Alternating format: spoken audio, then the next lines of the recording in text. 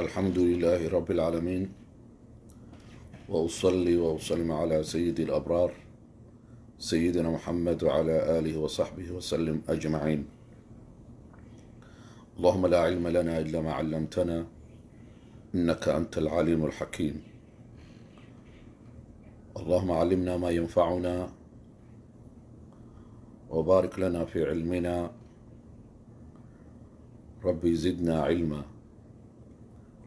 رب اشرح لي صدري ويسر لي أمري واحلل عقدة من لساني يفقه قولي.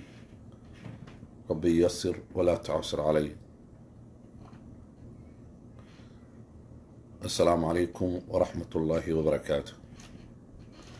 الحمد لله maanta oo khamiis ah ee gobolka Minnesota ee waddanka Mareykanka ee saacadda ay tahay 12 duhurnimo iyo daqiiqado waxaa maanta kow ah bisha Muharram ee ah bisha ugu horeysa ee sanadka islaamka. sanadkan waxaa bilowday sanadka 1442. bisha maanta kowda Muharram ah waxay ku beegan tahay maanta oo bisha Agost ee tahay 2020. waa maalin aada u weyn, waa bil aada u weyn. nebigu wuxuu ku tilmaamay bishaan shahrullahi almuxaram, oo macnaheeda tahay bishii ilaahay ee muxaram. waxaa jira 4 bilood oo ilaahay subxaana wa tacaala xurmo gooni siiyey. 4taas bilood dembi haddaad gasho dembigaaga la mid ma ahan bilaha kale, dembi weyn u noqonayaa. 4taas bilood haddaad samayso khayrkaaga bilayan yahay, macnaha waa ka khayr badan yahay. ilaahay wuu doortay 3 oo isku xigaan, waa dulqacda, dulxaj oo hadda aan dhammaynay, iyo bisha muxaram oo hadda maanta ay bilaabatay. 3 isku xigaan. midna wuxuu dhahay nabiga calayhi salaatu wasalaam waxay u dhexaysaa bayna jumaaday wa shacbaan, waana bisha la yidhaahdo rajab. 4taas bilood xurmo gooni ilaahay siiyey. bishaan axaadiista nabiga calayhi salaatu wasalaam bisha magaceedu wuxuu ku lamaanay ilaahay subxaana wa tacaala tacdiiman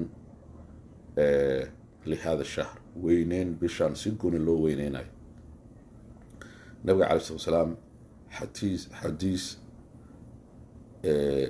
saxaabiga qataada uu wariyey radia allahu tacaala canhu ayaa wuxuu yihi nabigu wuxuu yihi calayhi salaatu wasalaam markuu ka hadlayay bishaan iyo fadligeeda, wuxuu dhahay siyaamu yowma cashuuraa, in la soomo ama aan soomo maalinta cashuura, axtasibu cala allahi, ilaahay subxaana wa tacaala waxaan ka filinayaa, waxaan ka rajaynayaa, ama ilaahay subxaana wa tacaala waxaa uu samayn doono ama uu siin doono qofka maalintaas uu soomo. rasuulka sheegayaa axtasibu cala allahi, ilaahay waxaan ka rajaynayaa oo aan ka filayaa an yukafira السنة التي قبله. saasuu dhahay. xadiiska waa xadiis saxiix oo imaam muslim uu wariyey.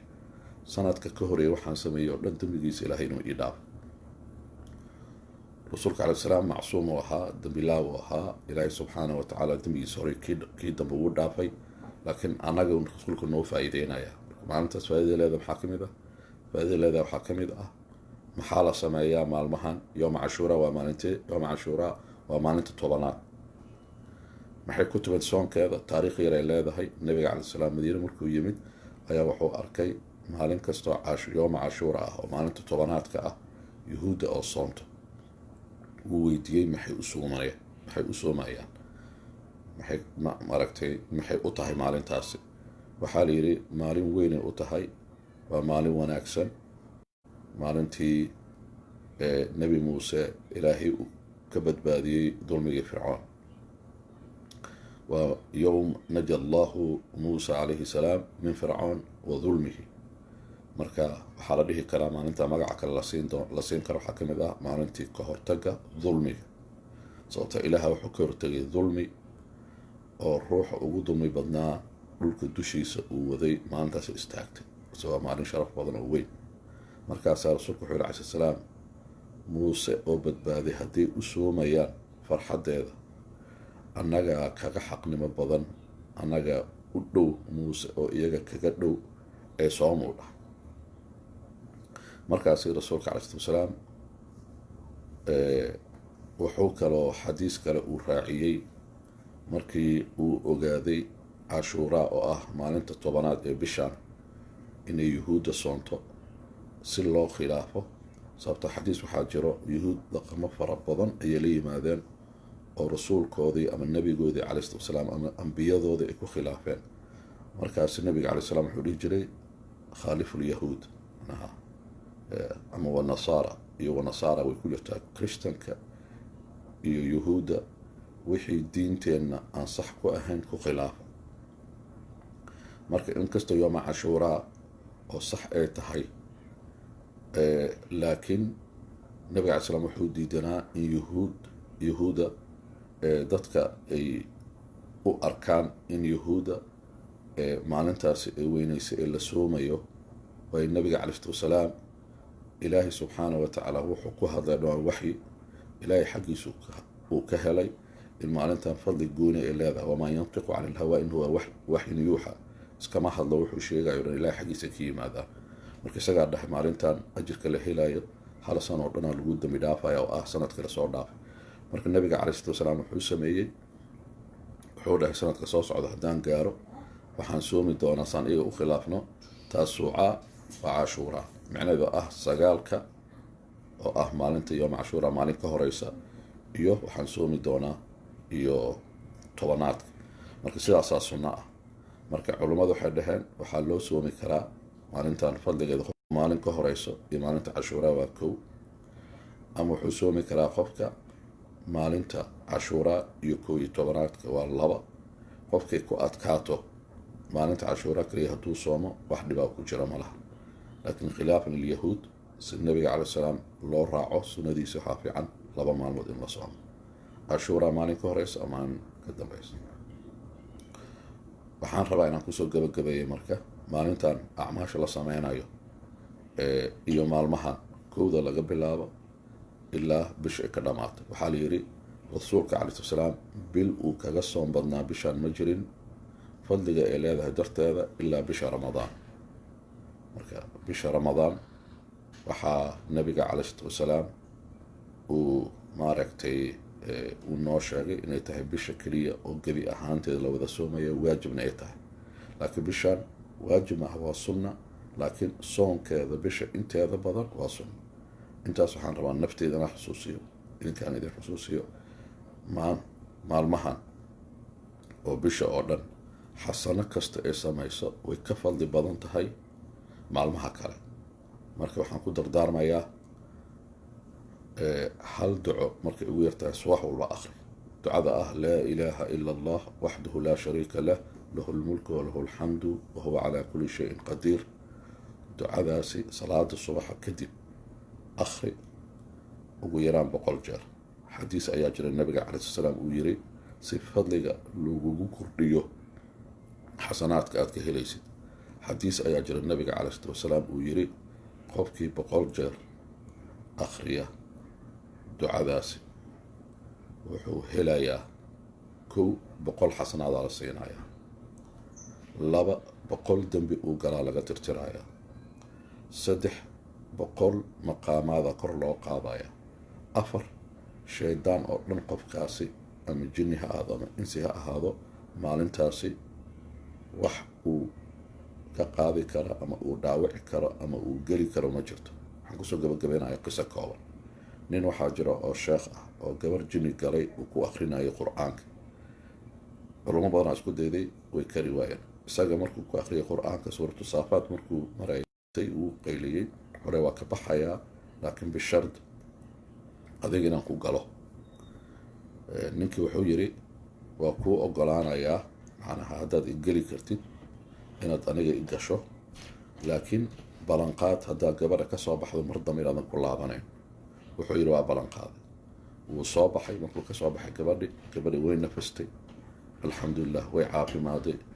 kadib markaasi waxuu maqlay qaylo oohin ayaa la maqlay oo dadku waxay dhahaan maxaa waxaan oynaa, waa jiniga oynaya. markaasuu la hadlay. marka jiniga lama arkayo laakiin waa la maqlaaya. wuxuu yidhi maxaa u oynaysaa, maxaa kaa qaylisiinayay? gabadhi waa ka soo baxday. waxaa dhahday maaragtay balan oo ah waa ka soo baxaya, mar dambana kuma noqonaya, io ogolow adiga inaad maaragtay inaan ku galo. anna waxaan ku dhahay hadaad igeli kartid marka hore ka soo bax, balantana oofi inaada mar dambe ku laabanen. kuma laabanayo dhahay, laakiin waxaan la oynayaa kuma geli karo. jiniga wuu hadla xore su-aal maku weydiin karaa? haa. maanta salaada subax kadib ma akrisay 100 jeer laa ilaaha ila allah waxdahu laa shariika lah lahu lmulku walahu alxamdu wahuwa calaa kulli shayin qadiir? haa uu dhahay. wuxuu yidhi waa taa sababteeda kuma geli karo. marka maalin kasto subax kasto akri 100 jeer laa ilaaha ila allah waxdahu laa shariika lah lahu lmulku walahu alxamdu wahuwa calaa kulli shayin qadiir. wax jinni shaytaan iyo wax dhibayo oo dhan ma arkaysid. wasalaamu calaykum waraxmat ullaahi wabarakaatu.